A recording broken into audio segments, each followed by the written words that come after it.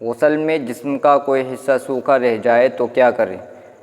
بسم اللہ الرحمن الرحیم۔ ناظرین اکرام، پچھلی ویڈیو پارٹ 1 میں یہ بتایا گیا تھا کہ غسل کب فرض ہوتا ہے۔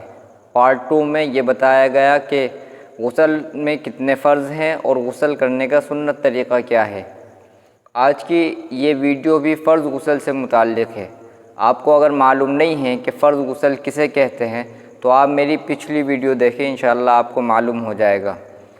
دیکھیے، غسل میں جسم کا اگر کوئی حصہ سوکھا رہ جائے اور بعد میں یاد آئے تو کیا کریں؟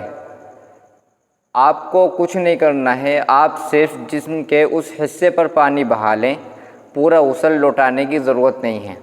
لیکن اگر آپ نے جسم کے اس سوکھے حصے پر پانی بہانے سے پہلے نماز ادا کی تو آپ کی نماز نہیں ہوگی، آپ کو دوبارہ نماز لوٹانی ہوگی۔ اللہ عمل کی توفیق عطا فرمائے۔